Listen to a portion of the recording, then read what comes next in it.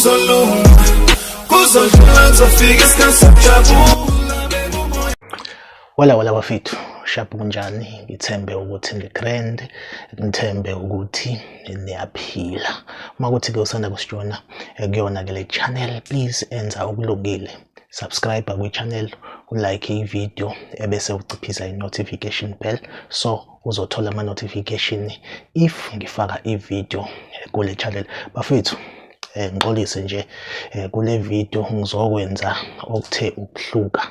Bafethu, kule video ngizodlala ke ithikithi le Hollywood bet. Bafethu, nami ngomunye wabantu asebedliwe kakhulu eHollywood, so angiyiphakamisi ngithi leli thikithi lilona lona, kodwa mhlambe khona umuntu ozothi uma ebuka ivideo abone ithikithi engidlalayo mhlambe alithande bese ezama inhlanhla.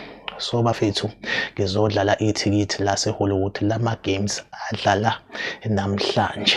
Ngizo-include kakhulu ama games eBetway Premiership since phesheya kuyilwandle awekho ama games atheni ngabala ko England, awekho ama games namhlanje, so ngizokhetha mhlambe kweyodwa yama league ase Europe. So bafethu, ngizoxela kakhulu kwi Betway Premiership. Ngizodlala nje bafethu ngo-50 rand nayi ifoni ngiphethe la isesandleni njengamanje, ngiphakathi kwi app yase Hollywood no 50 rand wami.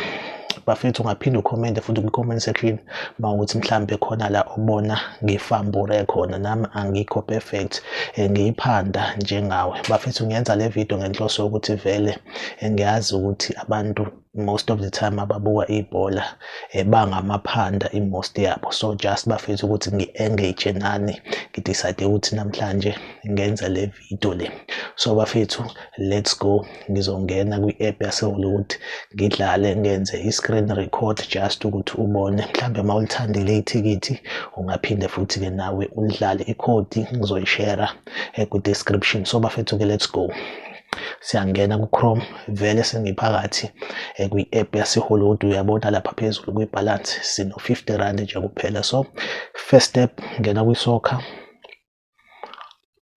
then bese ngithi today's soccer. Ngingalo ngiyongena kwi-league straight, but angene nje ku today's soccer bese ngiyakhetha ama team engizowabhejela. So let's go today's soccer. Okay, right, igame ephezulu eBetway Premiership, AmaZulu versus iOrlando Pirates. Okay, ngizoklikha lapha ku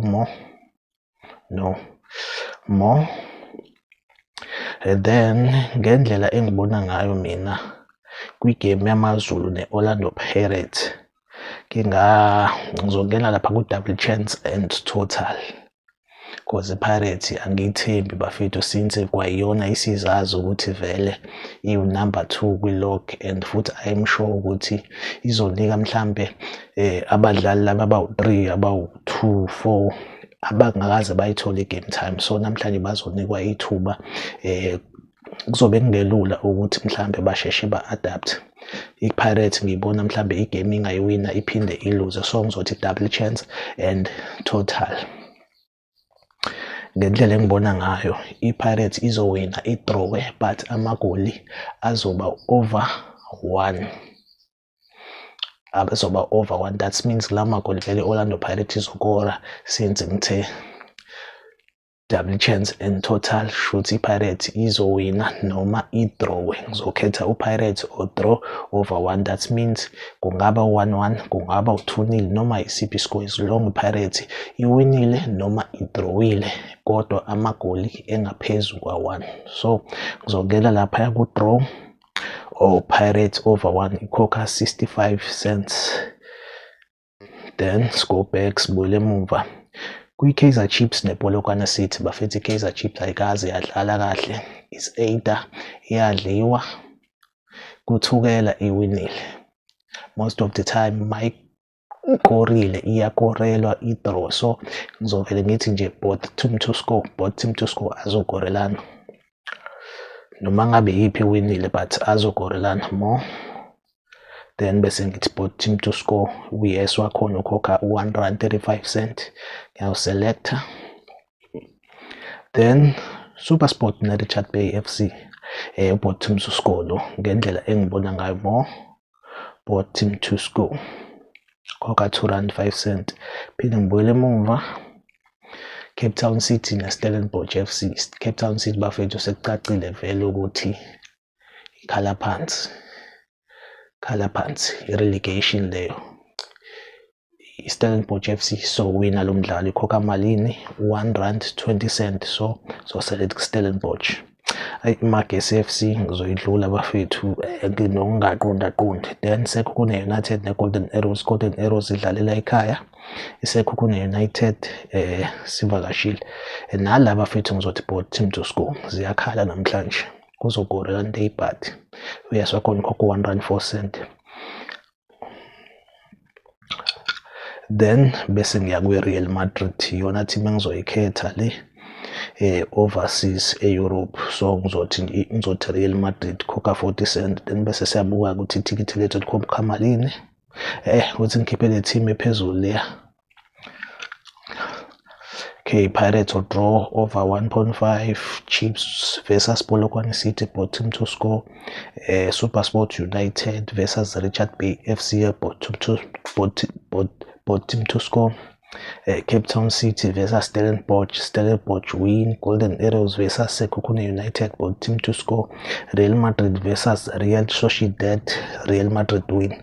So let's see ukuthi ithikithi ngo R50 lizosikhokhela malini. R4.32. I mean R4,032. So bafethu ngilisubmita ithikithi. Yeah, bese ngishare bet. Ngikhophe ilentuzana. Khophe just ukuthi ngifake ku-description kule video. Mawufuna ukuthi nawe udlale le ticket ngena ku-description ukhophe i-code then uhambe uye kwi-Hollywood bet yakho kwi-account yakho ufike uthi load bet then bese uyayipaste la. Ma uyipaste mase uthi submit then liyobe selivela-ke ithikithi leli elidlalwe mina. So bafethu make sure ukuthi uyalike i-video, uyasubscribe kwi-channel. Bafethu le video mawukuthi ibe nama-views amaningi ngizohleze ngiwenza njalo. Bafethu ungakhomenta ku-comment section. I am not perfect. Ungabhala nje ukuthi ngifambure la nala. Ungaphinde futhi ushare eyakhe code kuma-comments. Bafethu asihlangabezane kwi-video elandelayo.